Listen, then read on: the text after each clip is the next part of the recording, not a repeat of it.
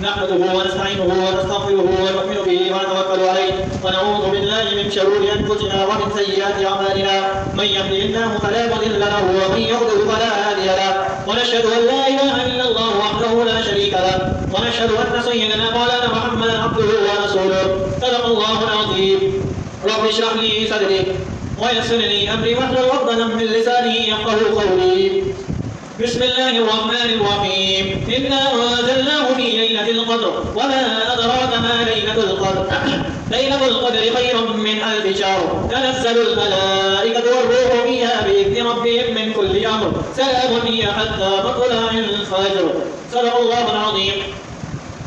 الحمد للہ آج 22واں روزہ کمپلیٹ ہو چکا ہے. 23واں روزہ اسٹارٹ ہو گیا ہے. اللہ تعالیٰ سے 23واں شب اسٹارٹ ہو چکی ہے روزہ بولو مطلب 23ویں شب 23ویں تراویح آج اور آج دوسری لیلۃ القدر کی رات ہے. جس طرح میں نے تلاوت پچھلی طرح کی اس طرح بھی معمول کے ساتھ تلاوت کری سورۃ القدر کی. تو اللہ رب العالمین نے ہمیں 22 روزے جو ہے ہم سے چلے گئے کہ کیا مقصد ہے. اور آج سب سے بڑی اور عظمت والی بات ہے کہ آج جمعہ کا دن بھی ہے. سمجھتے ہو آج کس کا دن ہے؟ جمعہ المبارک کا دن بھی ہے. تو ہمیں کیا سمجھنا ہے چیز سے سیکھنا. ایک تو دیکھو لیلۃ القدر کی رات, دوسری ایک جمعے کی رات شب جمعہ بھی ہے. کتنی بڑی برکت ہے, فضیلت ہے اور کتنا بڑا مقام ہے. جو اس سے بھی محروم ہے سب سے بڑا بدبخت ہے جو اس سے بھی محروم ہے.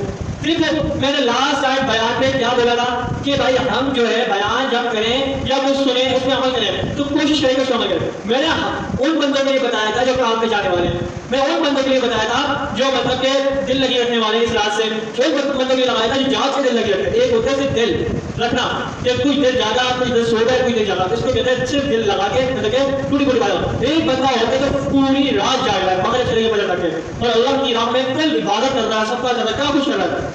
یہ مقصد ہے.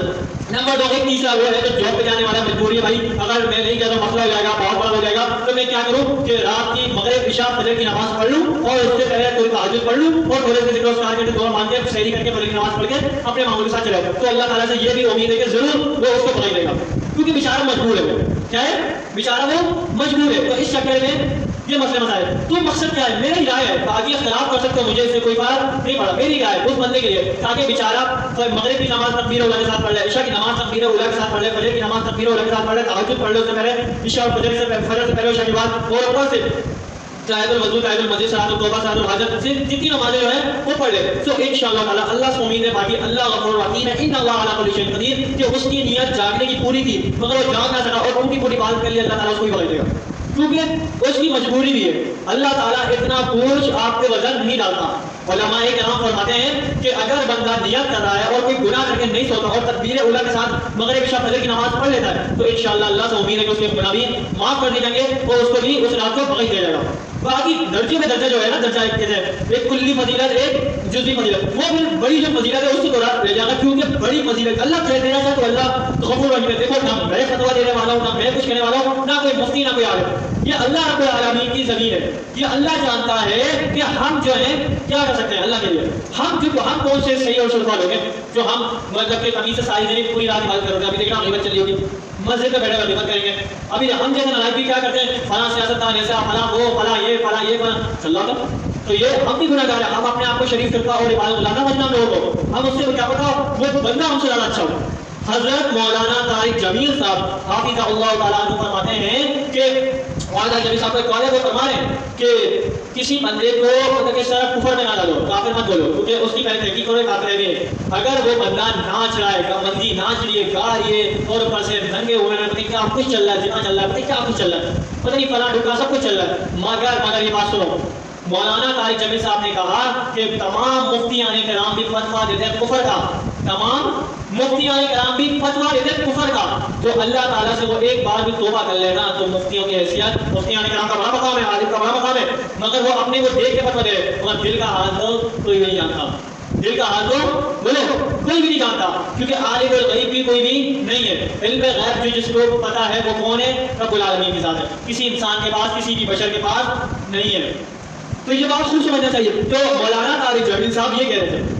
اب دیکھو مولانا صاحب تو یہ کہہ رہے ہیں کہ تمام مفتیان کرام فتویٰ دے رہے ہیں, وہ اپنے رائے کے مطابق فتویٰ دے رہے ہیں. بھائی اس کی جو حرکت ہے سدھرنے والا ہے, تو یہ اسلام میں نماز بھی نہیں پڑھ رہا, قرآن بھی پڑھ رہا, کہ بنیادی عقیدے نہیں ہے اس کے, سب چیزوں سے انکار کر بیٹھا, مگر اس کے دل کیا بولتا ہے, میں آدمی کیا ہوں, مسلمان ہوں, مگر لوگوں کو یہ دکھا نہیں رہا, پتہ یہ صرف پتہ اللہ کو ہے. اگر یہ بات سمجھ لو, اگر یہ بات اللہ تعالیٰ کو پتہ ہے, یہ بات میں مجھ سے استغفر اللہ کہہ دے گا, اس کے تمام گناہ معاف کر دوں گا.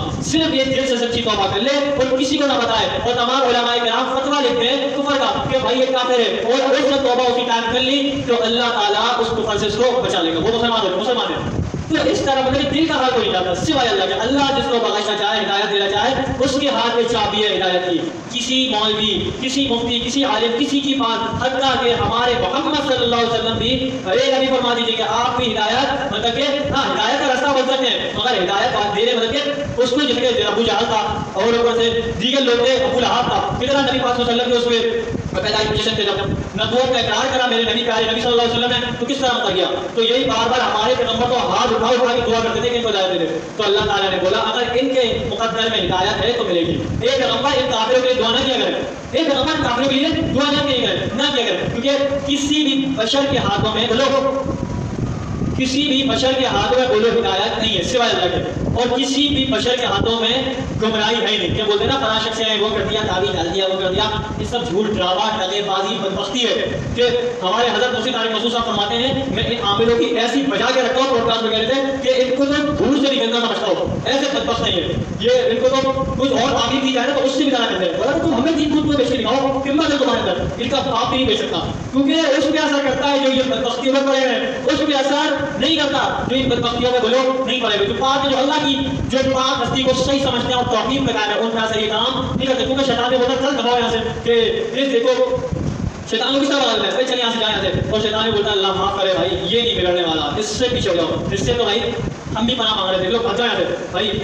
تو دیکھو اس چیز کو خوب سمجھ لو, جس کے مقدر میں ہدایت ہوگی وہ ہدایت یافتہ ہو جائے گا. پھر نبی پاک صلی اللہ علیہ وسلم نے خود فرمایا کہ بھائی جو بندہ ہدایت کا ضرور ذریعہ بنے, اس پہ کوئی شک نہیں ہے, ہدایت کا ضرور ذریعہ بن سکتا ہے, مگر ہدایت دینے والی ذات کس کی ہے, رب العالمین کی. گمراہی کا لوگ کافر جو تھے گمراہی کے شک و شبہ میں پڑے ہوئے تھے, جو گمراہ ہوئے وہ پھر نار ہو گئے, اور جو ہدایت یافتہ ہو گئے پھر جنت ہو گئے. تو یہی مقصد ہے, اس چیز کو ہم لوگوں نے سمجھنا ہے. تو پیغمبر جو آتا ہے وہ اللہ کا پیغام لے کر آتا ہے, میسنجر ہو, گاڈ بن کے آتا ہے. وہ کبھی بھی کسی چیز پہ نہ وہ غلط عقیدوں میں ڈالتے نہیں. میں اپنے محمد صلی اللہ علیہ وسلم کو اس طرح وہ نہیں کرتا کہ ہمارے نبی نے عقیدہ توحید جو سکھائی ہے اس میں آ کے ملاوٹ کر, میں نہیں مانتا اس چیزوں کو, کیونکہ توحید پکی پکی بتائی ہے, اور ہمارے پیغمبر کا عقیدہ تھا. میں اس عقیدے میں ہوں جس میں میرے محمد عربی ہے. میں کسی کے عقیدے کو نہیں مانتا کہ فلاں سے وسیلہ فلاں بزرگ کے پاس فلاں فلاں کے پاس چلو, میں اس عقیدے کے عقیدے کو نہیں مانتا. تم مجھے نبی سے نکال کے لا دو, مجھے سرور اعلیٰ سرکار دو اعلیٰ سے نکال کے لے آؤ, میں مان جاؤں گا, نہیں ملے گا. ان کے جانشین صحابہ سے نکال کے لے آؤ, میں مان جاؤں گا. مجھے اپنے نبی پر پتہ ہے, تم جس میں بھی نسبت کرنا چاہو کرو, مگر ہماری نسبت محمد عربی کی طرف ہے. ہم ڈائریکٹ بولیں گے ہم تو محمد عربی کے ساتھ ہیں بھائی, یہ بات یاد رکھنا. ہم کسی بھی عامل پامل کے شامل نہیں ہے, میں ان کا نام بھی بیان کو مطلب نہیں ہے, مگر ہم محمد عربی کے ساتھ ہیں. کیونکہ میرے محمد صلی اللہ علیہ وسلم نے جو توحید بتائی, اس کا ایک ایک لکھا ہوا قرآن جو اس پہ نازل ہوا میرے نبی پر, میرے پیارے نبی پر نازل ہوا, وہ اس میں ساری توحید کی ساری چیزیں ہیں, اور توحید میرے نبی پر جو میرے نبی مبارک کی زبان سے نکلی ہوئی توحید ہے, میں اس کو تسلیم کرتا ہوں, کسی بھی وسیلے کو تسلیم نہیں کرتا. ہاں زندہ کا وسیلہ ہے, اور نمبر 2 اس بات کو یہ سمجھ لو کہ بھائی یہ فلاں ہے, یہ مدد کرے گا, اگر اس کے در پہ چلے آؤ گے تو فلاں میں شفا ہو جائے گی, یہ میں عقیدے کو بولو نہیں مانتا. یہ توحید کے بالکل خلاف ہے, یہ نبی کے بالکل خلاف ہے. میں اپنے نبی کو جانتا ہوں کیونکہ میرا نبی جو خاتم النبی جی ہے, اس پہ کوئی شک بولو نہیں ہے. حق بات پلیٹ فارم پہ کرو گے تو اللہ حق والے کے ساتھ کھڑا ہوگا. کربلا کے اندر 72 تھے, حق کس کے ساتھ تھا, 72 کے ساتھ تھا. بدر کے اندر 313 تھے, حق کس کے ساتھ تھا, 313 کے ساتھ تھا. تو حق غالب ہوا. پھر فتح مکہ جب ہوا تو حق کس کے ساتھ تھا, فتح مکہ والوں کے ساتھ, نبی اور صحابہ کے ساتھ تھے. تو ہم بھی ہونے کے ساتھ اپنے سارے بزرگوں کو ہم انہیں کو مانتے ہیں. یہ بات ہمیں یاد رکھنی پڑے گی. اور ان کے جو لوگ آتے گئے صحابہ تابعین, جو چین چلتی گئی, جو سب ہو گیا بڑے میں لوگ کیا ہوتے چین چلے, ہم ایسے مطلب نہیں کہ ان کی جو چیزیں چلے سجرا جو چل رہا ہے. تو یہ دیکھا جائے تابعین, تبع تابعین اور دیگر اولیاء کرام بزرگان دی, سب کیا تھے, توحید پہ قائم تھے. ان کا مقصد وہی تھا جو رسول اللہ کا مقصد تھا صلی اللہ علیہ وسلم, اور جو رسول اللہ کا مقصد تھا وہ اللہ نے رسول اللہ کو بتا دیا تھا. نہیں مقصد ہمارا ہے, اور ہمیں چاہیے کہ ہم ان بن مقصد سے بولو نہیں ہٹنا, سمجھ لو, ان بن مقصد سے بولو نہیں ہٹنا, جہاں ہٹے وہاں پھٹے. سمجھ لو, ایک کہاوت ہوگا نا,